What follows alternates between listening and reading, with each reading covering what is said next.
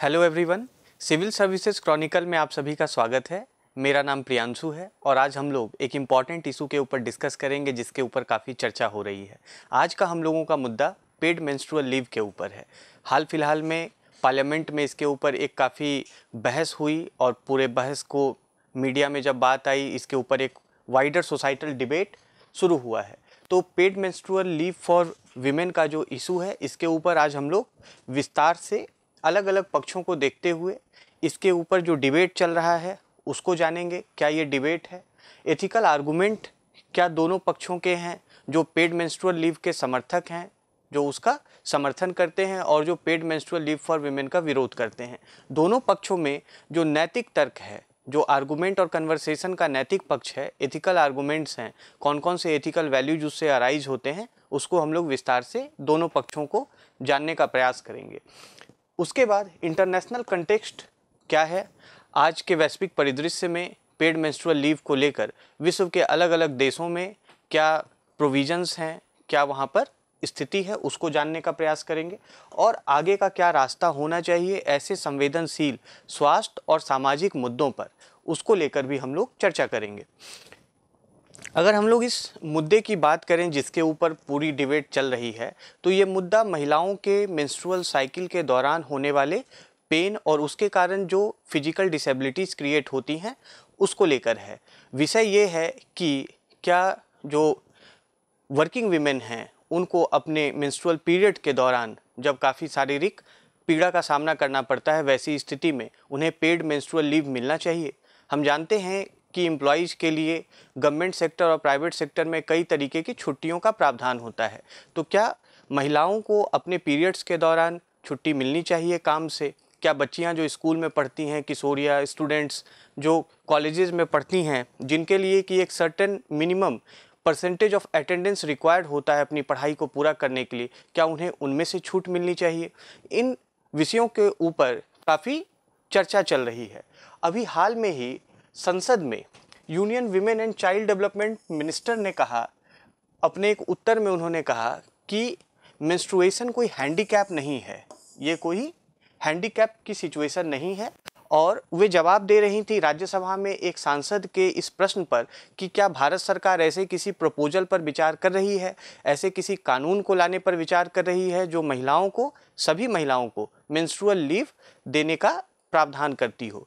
तो उसी के जवाब में union minister for women and child development ने रिप्लाई किया paid menstrual leave at work places को लेकर। उन्होंने इसका विरोध किया और कहा कि मेंस्ट्रुएशन चूँकि कोई हैंडीकैप नहीं है, इसलिए सरकार ऐसे किसी भी प्रस्ताव को लेकर विचार नहीं कर रही है। मंत्री का कहना था कि it is a natural part of a women's life journey, यह महिला की जीवन यात्रा का एक प्राकृतिक हिस्सा होता है। सभी महिलाओं को, एक पर्टिकुलर एज ग्रुप की महिलाओं को जो रिप्रोडक्टिव रूप से एक्टिव हैं, उन सभी को पीरियड्स आते हैं। ये उनका एक बायोलॉजिकल फिनोमेना है, एक नेचुरल पार्ट है उनकी फिजियोलॉजी का। तो इसमें अलग से कोई लीव देने का विचार सरकार का भी नहीं है। बाद में उन्होंने कहा हालांकि कि ये उनका अपना व्यक्तिगत विचार है और इसे मंत्रालय का विचार नहीं माना जाना चाहिए। लोकसभा में आप देखें तो हाल के वर्षों में लगभग तीन बार मेंस्ट्रुअल लीव के ऊपर, पेड मेंस्ट्रुअल लीव को लेकर कानून लाने का प्रयास प्राइवेट मेंबर्स बिल के द्वारा किया गया। हम जानते हैं कि लोकसभा में या संसद में कानून या तो मंत्री पेश कर सकते हैं सरकार की तरफ से, या तो सदस्य भी प्रस्तुत कर सकते हैं। तो वैसे विधेयक जो कि नॉन मिनिस्टर्स के द्वारा इंट्रोड्यूस किए जाते हैं, वैसे सभी विधेयक पार्लियामेंट में, लोकसभा और राज्यसभा में, या तो मिनिस्टर्स के द्वारा इंट्रोड्यूस किए जाते हैं या नॉन मिनिस्टर्स के द्वारा इंट्रोड्यूस किए जाते हैं। तो जो सभी नॉन मिनिस्टर्स के द्वारा इंट्रोड्यूस किए जाते हैं उन्हें प्राइवेट मेंबर बिल बोलते हैं, उन्हें प्राइवेट मेंबर विधेयक बोलते हैं। तो वैसे तीन विधेयकों का प्रयास, 3 बार मेंस्ट्रुअल लीव संबंधित विधेयकों का प्रयास हाल के वर्षों में किया गया है। और चूंकि प्राइवेट मेंबर बिल्स के ऊपर चर्चा ही हो पानी एक कठिन बात होती है, तो उनके अंततः पारित होने की संभावना बहुत कम होती है। ये सब आपसे पॉइंट्स प्रीलिम्स में पूछे जा सकते हैं, आपको इनको भी ध्यान रखना है। जब आप कोई भी चर्चा पढ़ते हैं तो उससे जुड़ी हुई जो सभी प्रीलिम्स मेंस इंटरव्यू के लिए इंपॉर्टेंट पॉइंट्स और फैक्ट्स है उसका ध्यान रखें। तो अभी हाल के वर्षों में 3 बार ऐसा प्रयास किया गया और उसमें जो प्रपोजल्स थी कि महिलाओं को पीरियड्स के दौरान पेड लीव दी जाए और एब्सेंस फ्रॉम वर्क की सुविधा दी जाए ताकि वो अपने कार्य से अनुपस्थित रहकर अपने फिजिकल कंडीशन को देख रेख कर सकें, आराम कर सकें। उसमें सैनिटरी नैपकिन को भी प्रोवाइड कराने का प्रोविज़न था। ये उसमें प्रावधान प्राइवेट मेंबर्स के द्वारा जो विधेयक प्रस्तुत किए गए थे उसमें यह भी बात थी कि अथॉरिटीज़ को अपने परिसर में, अपने प्रीमाइसेस में एक सेफ हम कहें तो सैनिटरी नैपकिन्स प्रोवाइड कराने का प्रयास करना चाहिए और सेफ वर्किंग कंडीशंस प्रोवाइड कराने का प्रयास करना चाहिए। तो ये एक जो है डिबेट का एक भाग है। दूसरी चीज़ ये है कि अभी हाल फिलहाल में अगर हम सरकारी स्तर पर ओपिनियन की बात करें तो मिनिस्ट्री ऑफ पर्सनल ने, कार्मिक मंत्रालय ने हाल में ही स्टैंडिंग कमेटी ऑन पर्सनल को एक अपने रिप्लाई में कहा कि चूंकि स्पेशल मेंस्ट्रुअल लीव का जो मामला है यह हेल्थ मिनिस्ट्री के अंतर्गत आता है, इसीलिए इसके ऊपर कोई भी विचार जो है वो हेल्थ मिनिस्ट्री के द्वारा किया जाएगा। ये मिनिस्ट्री ऑफ पर्सनल ने स्टैंडिंग कमेटी ऑन पर्सनल को कहा है। तो स्टैंडिंग कमेटी ऑन पर्सनल ने यह रेकमेंड किया है मिनिस्ट्री को कि वह स्टेक होल्डर्स के साथ कंसल्ट करके इस मुद्दे पर एक मेंस्ट्रुअल लीव पॉलिसी तैयार करने का प्रयास करे। ये जो भी डिफरेंट स्टेक होल्डर्स हैं इस पूरे मामले में, महिलाएं हैं, जो वर्किंग वीमेन हैं, एम्प्लॉयर्स हैं, सरकार हैं, जुडिशियरी है और इससे संबंधित जो कानूनी परिवर्तन होंगे तो लीगल एक्सपर्ट्स हैं, इन सभी के साथ, स्टेक होल्डर्स के साथ एक कंसल्टेशन करके एक मेंस्ट्रुअल लीव पॉलिसी को फ्रेम करे। स्टैंडिंग कमेटी ऑन पर्सनल ने यह मिनिस्ट्री ऑफ पर्सनल को रेकमेंड किया। तो मिनिस्ट्री ऑफ पर्सनल ने कहा कि हेल्थ इशू जो है वह मिनिस्ट्री ऑफ हेल्थ के परव्यू में आता है और ये काम उनके एग्जामिनेशन का है। अभी हाल ही में महिला एवं बाल विकास मंत्री ने घोषणा की कि एक सरकार एक ड्राफ्ट नेशनल पॉलिसी को भी फॉर्मुलेट कर रही है और ये formulation ministry of health and family welfare के द्वारा किया जा रहा है in collaboration with different stakeholders. इस ड्राफ्ट नेशनल पॉलिसी में मेंस्ट्रुअल हेल्थ मैनेजमेंट को लेकर और उससे संबंधित जो मेंस्ट्रुअल प्रोडक्ट्स हैं उनके एक्सेस को बढ़ावा देने संबंधी एक ड्राफ्ट नेशनल पॉलिसी तैयार करने की घोषणा सरकार के द्वारा की गई है। अगर हम इसमें जुडिशियरी का पक्ष देखें तो इसी वर्ष फरवरी 24 को सुप्रीम कोर्ट में एक जनहित याचिका दायर की गई थी। तो उसके संबंध में सुप्रीम कोर्ट ने उस पीआईएल को इंटरटेन करने से रिफ्यूज कर दिया था। पीआईएल महिलाओं को menstrual leave, paid menstrual leave देने के ऊपर सुप्रीम कोर्ट में एक याचिका दायर की गई। सुप्रीम कोर्ट ने उसे इंटरटेन करने से मना करते हुए याचिकाकर्ता को, पिटिशनर को कहा कि आप ministry of women and child development से आप संपर्क कीजिए, आप उनके पास जाइए क्योंकि पॉलिसी फॉर्मुलेशन जो है वो उनका काम है। और सुप्रीम कोर्ट ने ऑब्जर्वेशन में यह भी कहा कि अगर एक पेड मेंस्ट्रुअल लीव की शुरुआत की जाती है तो यह एम्प्लॉयर्स को, कंपनियों को, एम्प्लॉयर्स को, नियोक्ताओं को महिलाओं को हायर करने से, एम्प्लॉय करने से भी रोक सकता है। एक वो डेटरेंट के रूप में काम कर सकता है, डिसइंसेंटिवाइज कर सकता है। मतलब अगर इस तरीके का कोई मेंस्ट्रुअल पेड लीव जुडिशियरी या सरकार के द्वारा कानून बनाकर पारित किया जाता है तो एम्प्लॉयर्स के लिए एक डिसइंसेंटिव होगा फीमेल एम्प्लॉयज़ को हायर करने में। तो ऐसा सुप्रीम कोर्ट ने फरवरी में इस याचिका के, इस पीआईएल के दौरान, सुनवाई के दौरान जो है उन्होंने अपनी बात को ऑब्जर्वेशन के रूप में कहा था। अब हम आगे बढ़ें और देखें कि इस पूरे मुद्दे पर एक क्या इथिकल आर्गूमेंट है। इसको लेकर एक नैतिक बहस जो छिड़ी हुई है, एक तो यह पॉलिसी इशू भी है, एक सोशल इशू भी है, एक लीगल इशू भी है, साथ ही साथ यह एक एथिकल इशू भी है। इसमें क्या क्या नैतिक मुद्दे जुड़े हुए हैं और इसमें जो पूरा कन्वर्सेशन चल रहा है उसमें एथिकलिटी और अनएथिकलिटी के क्या क्या विषय हैं। तो अगर हम एथिकल आर्गूमेंट की बात करें तो जो लोग पेड मेंस्ट्रुअल लीव के सपोर्ट में, समर्थन में बात कर रहे हैं, उनका ये कहना है कि इससे इंक्लूसिव वर्क स्पेसेस का निर्माण होगा। हम जानते हैं कि इंक्लूजन एक मोरल वैल्यू है। एक समावेशी समाज, समावेशी कार्यस्थल विकसित करना एक मोरल वैल्यू के रूप में, एथिकल वैल्यू के रूप में देखा जाता है, जहां पर कि डाइवर्सिटी को रिस्पेक्ट किया जाता है। हम जानते हैं कि महिलाओं में और पुरुषों में जो फिजियोलॉजी होती है, जो शारीरिक संरचना है, वो अलग अलग है, वो भिन्न है। तो अगर हम महिलाओं को पेड मेंस्ट्रुअल लीव देते हैं तो ये एक प्रकार से समावेशी कार्यस्थल इंक्लूसिव वर्क स्पेस बनाने का प्रयास होगा, जहाँ पर कि हम उनके फिजियोलॉजी के डिफरेंस को और डाइवर्सिटी को और जेंडर डाइवर्सिटी को एक्सेप्ट करेंगे। ये भी बात हमें ध्यान रखना होगा कि मेंस्ट्रुएशन केवल महिलाओं में नहीं होता है, मेंस्ट्रुएशन ट्रांस विमेन में भी होता है और जो नॉन बाइनरी जेंडर से अपने आप को जोड़ते हैं वैसे इंडिविजुअल्स में भी होता है। तो यह एक डाइवर्स वर्क स्पेस को प्रमोट करेगा। ध्यान देना है कि मेंस्ट्रुएशन ट्रांस विमेन में भी होता है और साथ ही साथ नॉन बाइनरी इंडिविजुअल्स में भी होता है। हम जेंडर को जनरली एक बाइनरी कंटेक्स्ट में देखते हैं, मेल और फीमेल के कंटेक्स्ट में देखते हैं, पर हम जानते हैं कि transgenders, trans women, trans man, इस तरीके से स्पेक्ट्रम ऑफ जेंडर्स हैं और इंडिविजुअल्स उन स्पेक्ट्रम ऑफ जेंडर्स के साथ अपने आप को एसोसिएट करते हैं। तो पहली बात तो ये हो गई जो आर्गूमेंट है कि इंक्लूसिव वर्क स्पेसेस का निर्माण होगा, जेंडर डाइवर्सिटी का हम रिस्पेक्ट करेंगे अगर हम पेड मेंस्ट्रुअल लीव का समर्थन करते हैं। तो दूसरी चीज़ ये है जो सबसे बड़ी बात कि क्रिपलिंग पेन का सामना करना पड़ता है महिलाओं को अपने मेंस्ट्रुअल पीरियड्स के दौरान। अगर हम डेटा एंड स्टैटिस्टिक्स की बात करें तो लगभग 15 से लेकर 25% जो मेंस्ट्रुएटिंग पीपल हैं, मेंस्ट्रुएटिंग पीपल मैं इसलिए कह रहा हूं कि अभी मैंने आपको बताया महिलाओं के अलावा ट्रांस वीमेन और नॉन बाइनरी इंडिविजुअल्स में भी मेंस्ट्रुएशन होता है। तो आप देखें कि 15 से 25% तक मेडिकल एक्सपर्ट्स का मानना है कि मेंस्ट्रुएटिंग पीपल में 15 से 25% तक को क्रिपलिंग पेन का सामना करना पड़ता है, अत्यधिक पीड़ा का सामना करना पड़ता है। मेडिकल टर्मिनोलॉजी में कहें तो डिस्मेनोरिया और एंडोमेट्रियोसिस करके दो कंडीशंस होती हैं जो कि पीरियड से एसोसिएटेड हैं, पीरियड से जुड़ी हुई हैं।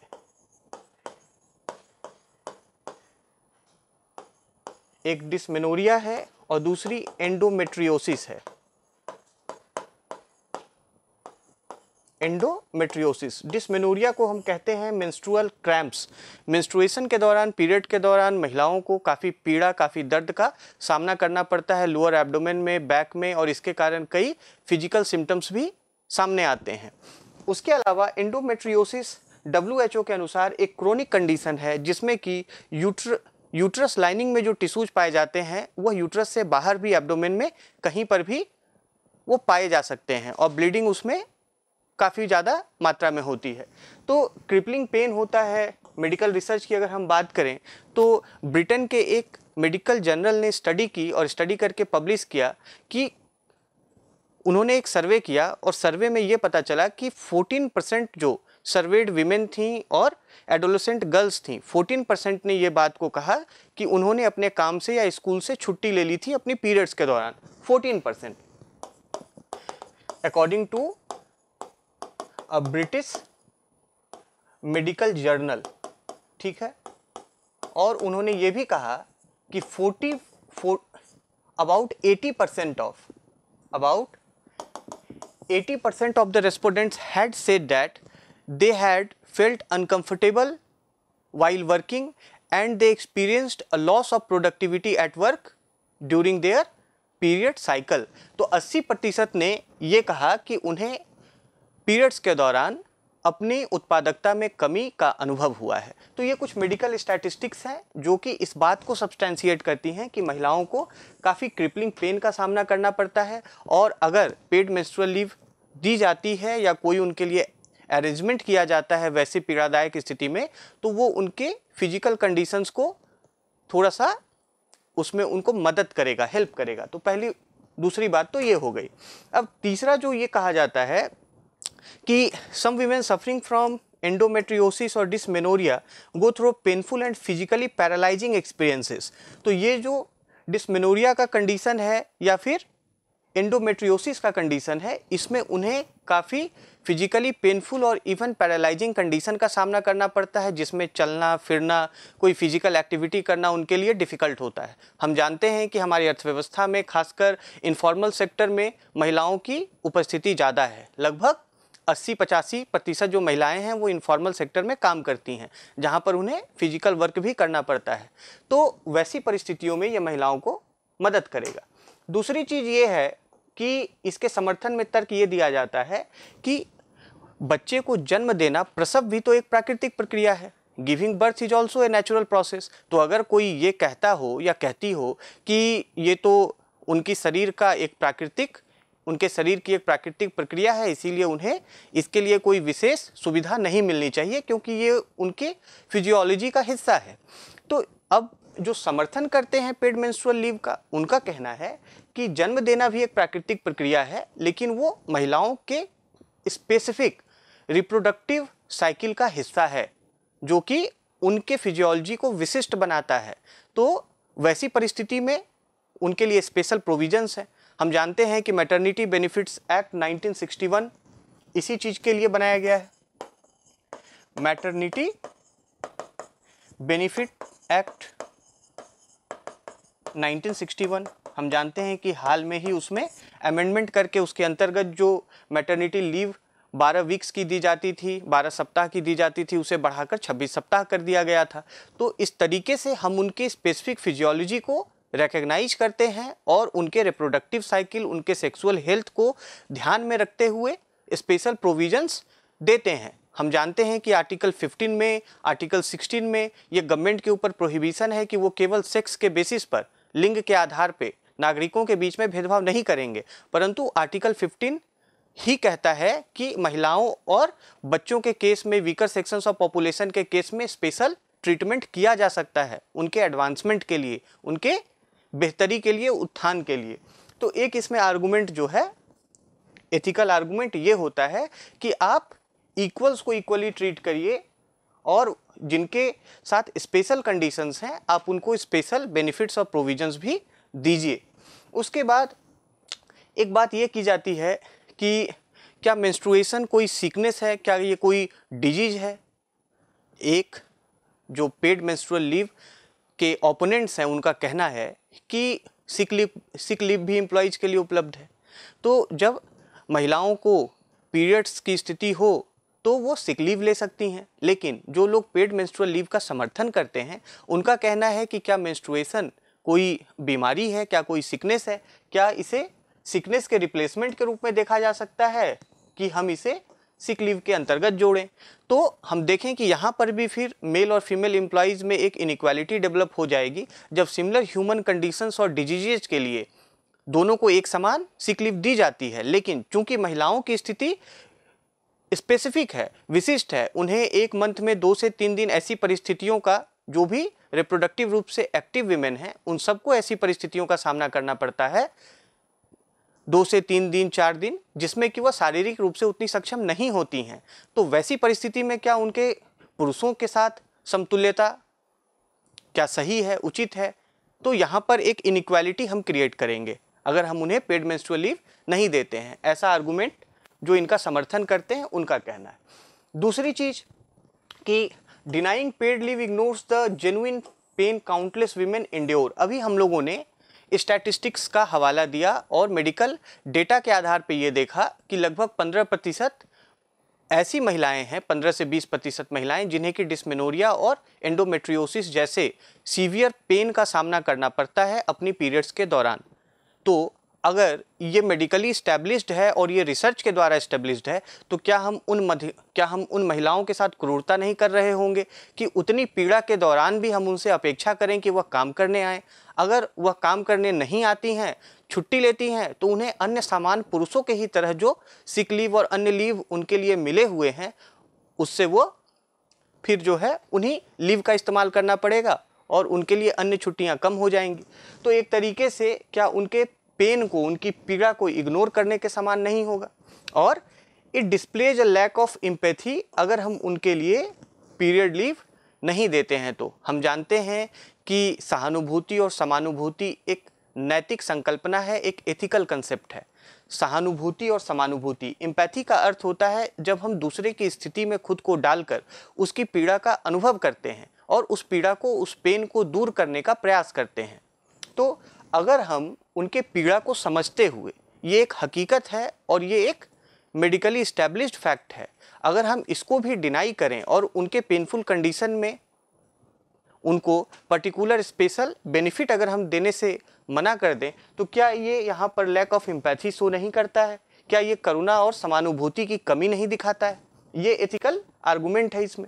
दूसरी एक इम्पॉर्टेंट बात ये की जाती है कि ये कैपिटलिस्ट नोशन है कि उन एम्प्लॉयर्स जो है वो डिसइंसेंटिवाइज हो जाएंगे और एक तरीके से यह प्रोडक्टिव टाइम या लेबर टाइम में से काटा हुआ समय होगा। मतलब अगर फीमेल एम्प्लॉयज़ को मेंस्ट्रुअल पेड लीव दी जाएगी तो कुछ जैसे ओपोनेंट्स का मानना है कि यह टोटल जो लेबर टाइम है उसमें से ही टाइम कट होगा और प्रोडक्टिविटी को कम कर देगा। तो जो मेंस्ट्रुअल लीव का समर्थन करते हैं उनका कहना है कि यह एक पूंजीवादी विचार है, एक कैपिटलिस्ट आइडिया है। हमेशा से ही लेबर रिफॉर्म्स को रेसिस्ट किया गया है। अगर आप हिस्ट्री में भी जाकर देखें तो चाहे वो 8 घंटे काम की बात हो, वीकेंड पे लीव की बात हो, बाथरूम या रेस्टरूम जाने के लिए जो लीव की बात हो, है ना, फूड ब्रेक की बात हो, इन सब को लेके हमेशा से जो एम्प्लॉयर्स हैं उनके द्वारा एक रेसिस्टेंस रहा है।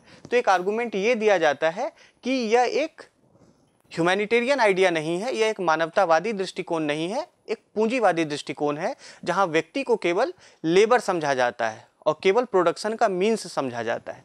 तो ये जो विचार हैं यह समर्थन में विचार हैं। अब हम देखते हैं कि पेड मेंस्ट्रुअल लीव के अगेंस्ट में क्या क्या आर्गुमेंट दिए जाते हैं, क्योंकि हम एक होलिस्टिक आइडिया तब तक नहीं बना पाएंगे जब तक हम किसी भी पहलू के पक्ष और विपक्ष और उसके विभिन्न आयामों के ऊपर चर्चा न कर लें। तो जो लोग पेड मेंस्ट्रुअल लीव के अगेंस्ट में हैं, विरोध में हैं, उनका ये कहना है कि ये एक फिजियोलॉजिकल फिनोमेना है महिलाओं में, ये उनकी शारीरिक संरचना और उनकी शारीरिक स्थिति का एक हिस्सा है। तो इसमें मेन और विमेन में अलग से डिफ्रेंशिएट करने की आवश्यकता नहीं है, क्योंकि different sexes have their different physiology. पहली बात तो वो ये कहते हैं। दूसरी चीज़ ये कहते हैं कि मेंस्ट्रुएशन के दौरान हर महिला को एक समान पीड़ा नहीं होती है। कहने का अर्थ ये है कि एक महिला को ही अलग अलग मेंस्ट्रुअल साइकिल में अलग अलग डिग्री ऑफ पेन को एक्सपीरियंस करना पड़ता है। तो वैसी स्थिति में क्या सभी महिलाओं के लिए एक कॉमन मेंस्ट्रुअल लीव पॉलिसी बनाना उचित होगा? यहाँ पर एक यूनिफॉर्मिटी लाने का प्रयास करना क्या उचित होगा अपने आप में? तो उनका ये कहना है कि only a small proportion of girls suffer from severe dysmenorrhea और सिमिलर कंप्लेंट्स। अभी जैसे हम लोगों ने मेडिकल आंकड़ों का हवाला देते हुए कहा कि 15 से 20% महिलाएं सीवियर पेन का सामना करती हैं। मेडिकल एक्सपर्ट्स का कहना है 15 से 20-25%। और जो ब्रिटिश मेडिकल जर्नल का हम लोगों ने हवाला दिया उसमें लगभग 80% महिलाएं ये कहती हैं कि वो पीरियड्स के दौरान अनप्रोडक्टिव महसूस करती हैं, अपने आप को लॉस ऑफ प्रोडक्टिविटी का अनुभव करती हैं अपने काम में। तो जो अगेंस्ट में बात कर रहे हैं उनका कहना है कि केवल स्मॉल प्रोपोर्शन 15-20% ही महिलाएं ऐसा अनुभव करती हैं और हर मेंस्ट्रुअल साइकिल में एक समान पेन का भी अनुभव वो नहीं करती हैं। तो इसके लिए एक अम्ब्रेला लीव दे देना, एक अक्रॉस द ब्लैंकेट लीव दे देना उचित नहीं होगा। दूसरी चीज़ है, ये भी कहा गया और union minister for women and child development ने भी ये बात को कहा कि इनमें से कई ऐसे मामले होते हैं जो कि मेडिकेशन के द्वारा मैनेज किए जा सकते हैं, जो कि दवा के द्वारा मैनेज किए जा सकते हैं। एक जो कॉमन इसमें आर्गुमेंट आ रहा है ये कि अगर इस तरीके के प्रावधान को कानूनी रूप दे दिया गया तो नियोक्ताओं को, एम्प्लॉयर्स को महिलाओं को हायर करने में एक उनके तरफ से डिसइंटरेस्ट पैदा हो सकता है, एक डिसइंसेंटिव हो सकती है। वो पुरुष और महिला की जब बात आएगी तो अगर उन्हें एक्स्ट्रा लीव महिलाओं को देना पड़ेगा तो वो पुरुषों को हायर करना चाहेंगे, मेल एम्प्लॉय हायर करना चाहेंगे। दूसरी चीज़ है कि इस आइडिया के अगेंस्ट जो लोग हैं उनका कहना है कि यह एक डिस्क्रिमिनेटरी प्रैक्टिस होगा, इनइक्वालिटी को प्रमोट करेगा मेल और फीमेल एम्प्लॉयज़ में, और यह महिलाओं के साथ भेदभाव होगा। कुछ ऐसी भी महिलाएं हैं जो अपने पीरियड्स के दौरान सीवियर पेन का एक्सपीरियंस नहीं करती हैं, तो उन महिलाओं के लिए लीव का प्रोविज़न करना यह डिस्क्रिमिनेटरी भी हो जाएगा। दूसरी चीज़ है कि इस तरीके का दृष्टिकोण किसी महिला के करियर ग्रोथ को भी रोक सकता है, जहां पर एम्प्लॉयर्स भी उतने इंटरेस्टेड नहीं होंगे महिलाओं को हायर करने के लिए। तो ये सब आर्गुमेंट जो है उसके अगेंस्ट में दिया जाता है। दूसरा एक इम्पॉर्टेंट यहाँ पर देखिए कि अगेंस्ट में आर्गुमेंट ये है कि कई महिलाएं इसको अवेल नहीं करेंगी या नहीं कर सकती हैं। इसका एक उदाहरण दिया गया कि जैसे जापान में पेड मेंस्ट्रुअल लीव दिया जाता है, अभी हम लोग इंटरनेशनल कंटेक्स्ट में उसकी चर्चा करेंगे, लेकिन 2014 में जापान सरकार के एक अध्ययन के अनुसार केवल 0.9% महिलाओं ने उसका लाभ उठाया था। ओनली 0.9% विमेन ने उस लीव पॉलिसी का फ़ायदा उठाया था। बिहार में जैसा हम जानते हैं कि वर्ष 1992 से ही गवर्नमेंट एम्प्लॉयज़ के लिए पेड मेंस्ट्रुअल लीव का प्रावधान है। वहाँ पर भी ये देखा जाता है कि महिला कर्मचारियों में इस पॉलिसी का लाभ उठाने की जो है एक प्रवृत्ति कम है। अब इसको लेकर कई चीज़ें हैं। पहली चीज़ तो ये है कि महिलाएं अपने सुपीरियर से जाकर मेंस्ट्रुअल लीव के लिए कह पाने में हिचकती हैं, क्योंकि पीरियड्स के ऊपर काफ़ी स्टिग्मा है हमारे समाज में, और फीमेल जो सेक्सुअल और रिप्रोडक्टिव प्रोसेसेस हैं उनको लेकर काफ़ी स्टिग्मा है, लोग उसके ऊपर खुलकर बात नहीं करना चाहते। तो यहाँ पर एक आर्गुमेंट ये भी आता है कि इतना कम प्रतिशत इसलिए है क्योंकि जो महिलाएं हैं वह खुलकर अपने सीनियर से सुपीरियर से पीरियड लीव मांगने में हिचकती हैं। लेकिन आंकड़ा ये कहता है, 2014 के जापान सरकार के सर्वे का आंकड़ा है कि केवल 0.9% विमेन ने इसका फ़ायदा उठाया था। दूसरी चीज़ ये है कि हम जब विकसित अर्थव्यवस्थाओं को देखते हैं, यूनाइटेड स्टेट्स को देखें, इटली को देखें, इन सब अर्थव्यवस्थाओं में भी ऐसी कोई फॉर्मल पॉलिसी फीमेल एम्प्लॉयज़ को लेकर नहीं है। ठीक है, तो हमारे यहाँ फिर इस तरीके के स्पेशल प्रोविजंस को देना एक कंपैरेटिव, अगर हम कहें एक तुलनात्मक दृष्टिकोण से, कितना सही होगा। दूसरी चीज़ ये है कि ओपोनेंट्स का कहना है कि यह इक्वल अपॉर्चुनिटी के एजेंडा को ट्रिवियलाइज कर देता है, ये उसको बिलिटल कर देता है। जहां हम कहते हैं कि महिला और पुरुष दोनों एक समान हैं और दोनों में कोई अंतर नहीं है, दोनों हर तरीके से हर क्षेत्र में, चाहे वो डिफेंस हो, चाहे स्पेस सेक्टर हो, चाहे वो हेवी इंजीनियरिंग का फील्ड हो, चाहे आर्ट का फील्ड हो, हर फील्ड में महिला और पुरुष कदम से कदम मिलाकर बढ़ते हैं और बढ़ सकते हैं। तो ये जो विचार है, इस इक्वल अपॉर्चुनिटी के आइडिया को इस तरीके के प्रोविजंस जो हैं वह कर्टेल कर सकते हैं, कम कर सकते हैं।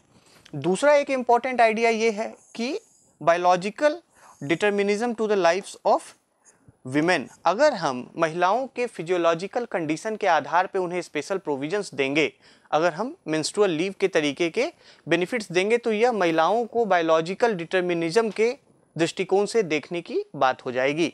बायोलॉजिकल डिटर्मिनिज्म का अर्थ होता है कि women are destined to work and live in a certain way due to their body and physiology. तो यहाँ पर डिटर्मिनिज्म का अर्थ है कि दे आर डिटरमाइंड और they are made so by nature, in nature, वो प्रकृति में उसी तरीके से बनाई हुई हैं और इसलिए वह अपने शारीरिक लिमिटेशन से बाहर नहीं आ सकती हैं। तो ये जो बायोलॉजिकल डिटर्मिनिज्म का एक आइडिया है, ये भी एक स्ट्रॉन्ग आर्गुमेंट है इसको लेकर। अब देखें कि अंतर्राष्ट्रीय परिदृश्य में क्या स्थिति है। देश में इस तरीके के जब बहस चल रही है तो हमें जरूर देखना होगा कि दूसरे देशों में इसको लेकर क्या प्रावधान है। आप देखें कि 1920 के दशक से ही सोवियत रूस में महिलाओं के लिए, मेंस्ट्रुएटिंग विमेन के लिए पेड लेबर के प्रोविजंस दिए जाने लगे थे। अभी हाल में स्पेन पहला यूरोपीय देश बना है जो महिलाओं को पेड मेंस्ट्रुअल लीव देने के ऊपर वहां पे प्रोविजन पारित किए गए हैं। Spain has become the first European country. आप देखें ये सब पॉइंट्स आपसे प्रीलिम्स में भी, यूपीएससी, स्टेट पीसीएस, अलग अलग एग्जामों में पूछे जा सकते हैं। So Spain has become the first European country to grant paid menstrual leave to its female population. दूसरी चीज़ कि जापान में भी महिलाओं को हर महीने 1 से लेकर 3 दिन तक मेंस्ट्रुअल पेन के दौरान लीव लेने की वहाँ पर भी परमिशन है। साउथ कोरिया में भी महिलाओं को हर महीने 1 दिन मेंस्ट्रुअल पेन के लिए छुट्टी देने का प्रावधान है। ताइवान की अगर हम बात करें तो ताइवान में साल में 3 दिन उन्हें पेड मेंस्ट्रुअल लीव मिल सकता है। इंडोनेशिया में हर महीने 2 दिन वह मेंस्ट्रुअल लीव के लिए मेंस्ट्रुएशन के दौरान छुट्टी ले सकती हैं। आप देखें कि अफ्रीकी देशों में भी, जिनमें कहा जाता है कि विकास का स्तर कम होता है, नीचे होता है, जाम्बिया जैसे देश में भी हर महीने 1 दिन के मेंस्ट्रुअल लीव का प्रावधान है और उसके लिए महिलाओं को कोई कारण बताने की आवश्यकता नहीं है। ये देखिए, इसमें एक बड़ी इंटरेस्टिंग सी बात है कि उनको किसी मेडिकल सर्टिफिकेट को शो करने की ज़रूरत नहीं है कि वह क्रिपलिंग पेन से, डिस्मेनोरिया या फिर इंडोमेट्रियोसिस की स्थिति का सामना कर रही हैं। बिना किसी मेडिकल सर्टिफिकेट और कारण बताए हुए अफ्रीकी देश जाम्बिया में प्रति महीने महिलाओं को 1 दिन पेड मेंस्ट्रुअल लीव दिया जाता है। अंतर्राष्ट्रीय परिदृश्य की हम लोगों ने बात कर ली। अब हम देखें कि देश में क्या इस तरीके के प्रोविजंस हैं। चर्चा के दौरान हम लोगों ने बिहार का जिक्र किया। आप इस चीज़ को जानकर शायद सरप्राइज होंगे और बिहार ने 1992 में ही सरकारी महिला कर्मचारियों के लिए हर महीने पेड मेंस्ट्रुअल लीव देने की घोषणा की थी। केरल सरकार ने अभी इसी वर्ष जनवरी से, जो केरल गवर्नमेंट का डिपार्टमेंट फॉर हायर एजुकेशन है, उसने घोषणा की है कि उनके अंतर्गत आने वाले विश्वविद्यालयों में, यूनिवर्सिटीज़ में जो महिलाएं हैं, जो किशोरियां हैं, उनके लिए मेंस्ट्रुअल और मैटरनिटी लीव दी जाएगी। तो केरल में भी इस तरीके के प्रोविजंस इसी साल केरल में भी जो उच्च शिक्षा विभाग है उसके द्वारा ये घोषणा की गई है। ये घोषणा इसी वर्ष की गई है, जनवरी 2023 में। तो देश में बिहार और केरल 2 ऐसे राज्य हैं जहां पर कि मेंस्ट्रुअल लीव महिलाओं को मिलता है। तो ये एक अंतर्राष्ट्रीय परिदृश्य और राष्ट्रीय परिदृश्य की हम लोगों ने बात की। अब हम बात करें कि इस पूरे चर्चे के बाद, इस पूरे कन्वर्सेशन के बाद, प्रो कॉन फॉर अगेंस्ट, है ना, तो इसके ऊपर एक क्या आगे का रास्ता हो सकता है। आप देखें कि अभी हाल में ही सरकार ने एक ड्राफ्ट मेंस्ट्रुअल पॉलिसी जारी की थी जिसमें ये कहा था कि ऐसी महिलाओं के लिए वर्क फ्रॉम लीव या सपोर्ट वर्क फ्रॉम होम या सपोर्ट लीव का प्रावधान होना चाहिए। तो एक तो ये है कि मेंस्ट्रुअल पीरियड साइकिल के दौरान महिलाओं के लिए वर्क फ्रॉम होम या फिर सपोर्ट लीव का प्रावधान किया जा सकता है। सपोर्ट लीव का प्रावधान किया जा सकता है। दूसरी चीज़ ये है कि उन्हें पीरियड्स के दौरान रेसेस दिए जा सकते हैं, जैसे कि फूड ब्रेक्स होते हैं, जैसे कि अन्य ब्रेक्स दिए जाते हैं। उसी तरीके से उन्हें कार्यस्थलों पर भी पीरियड्स के दौरान, अपने काम के दौरान थोड़े समय के लिए ब्रेक दिया जा सकता है, रेसेस दिया जा सकता है। दूसरा एक उपाय ये है कि वैसी महिलाएं जिन्हें कि एक्सट्रीम पेन का सामना करना पड़ रहा है, उनके लिए हम छुट्टियों का प्रावधान कर सकते हैं। मतलब जो महिलाएं डिस्मेनोरिया और एंडोमेट्रियोसिस का सामना कर रही हैं और ये एक मेडिकल फैक्ट है कि उस दौरान उन्हें क्रिपलिंग पेन का सामना करना पड़ता है, तो वैसी महिलाओं के लिए